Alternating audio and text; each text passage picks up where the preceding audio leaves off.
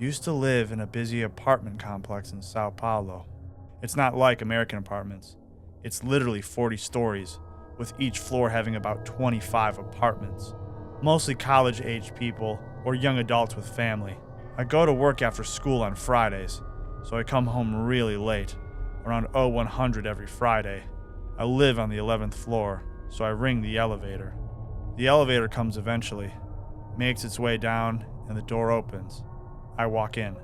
The elevator traffic is usually busy at night anyway, so I didn't mind the man who was in the elevator dressed to conceal himself. He had donned a ski mask and had black gloves. It's just him and I. As we are going up, I notice he has a knife in his hand that is dripping with what looks like blood. There is a small puddle by his side. I ignore this out of fear and quickly exit the elevator once my floor was reached, and quickly go into my place and lock the door. The news reveals a murder occurred that day. I didn't directly go to the police as investigations are inconvenient in Brazil, and I can't miss work days. A police officer comes and knocks on my door the following Tuesday and asks if I've seen anything to help the investigation. I tell him no, I didn't see anything. He thanks me for my time and takes off. A week later, they televise the suspect has been caught. It's the police officer.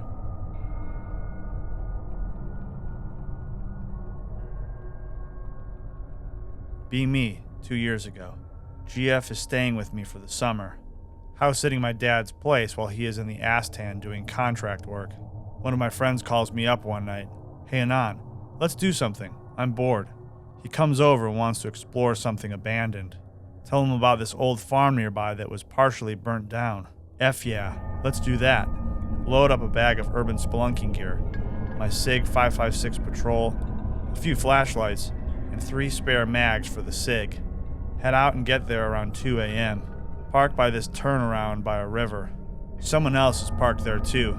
Looks like teenagers figuring out how to sex. Load up and head into the forest. I have my SIG folded underneath a jacket, just in case coyotes show up. Common problem in the area. Get to the farm. There are 2 burnt down buildings up front, some silos next to the remains, and a large stilted ranch house mostly intact in the back that looks like the pick, but torn apart and in disrepair. Head over to the ranch house. The stairs have been destroyed. No way to get up to the house. Find what looks like a bookshelf that was shoved out of the house. Use it to climb up. Dressers and more bookshelves are blocking the entrance. Think nothing of it and move them aside. Coffee tables are blocking what is left of the windows. Glass everywhere near the windows. Looks like they were bashed in. Assume kids destroyed it.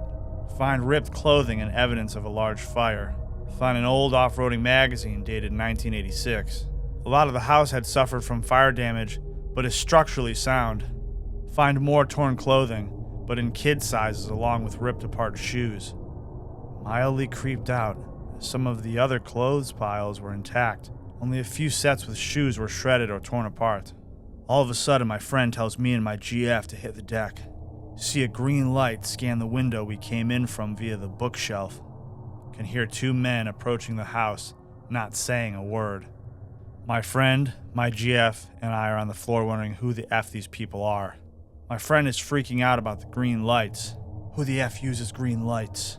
Off in the distance in the opposite direction of the weird green light duo, I heard branches snapping and it's getting closer. There's a weird clicking noise too accompanied by it.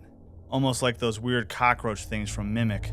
It's getting louder and louder, and the men are inspecting the ground level below us. See the light shine through the holes in the floor where the fire did most of its damage. My GF is crying but not trying to make a sound. The clicking is getting louder. My GF quietly asks if I can hear the clicking. I do, honey, it'll be okay. I unfold the SIG and prepare for a closer encounter of the Whiskey Tango Foxtrot kind. She's gripping my arm tight. Can't properly get the SIG out from under the jacket. Hear a loud crash on the far side of the building. Something is on the roof. The clicking sounds like it's right in front of us. My friend is watching the men with the green lights walk away towards the silos.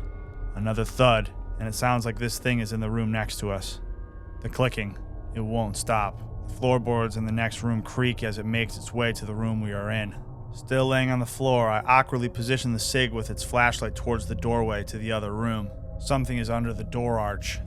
Can't make it out. The clicking stopped. This thing is staring at me. One of the men with the green light steps on a sharp stick and yelps. The clicking starts up again and the thing clunks its way towards the men. My group silently waits until the coast is clear. My friend gives me the all clear. Make a beeline to my Jeep. We are not out of the woods yet. .jpg. Some SUV is patrolling where we parked. Wait for them to do a pass while they shine a spotlight along the edge of the forest. Pucker factor 12. Finally get to the Jeep and get home. About 2 months later, the whole area was fenced off by some weird construction company. There's armed security there and everything. It appears to be a huge construction yard across from where I parked, but the ranch is still there, so I have no idea why they fenced that part off.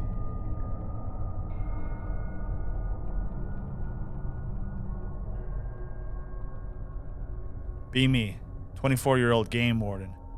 Fix fences and pretend to enforce hunting laws. Woohoo, F my life. Best and worst job I ever had. Lots of time in the woods though. Lots of interaction with park rangers. Lots of interaction with cops.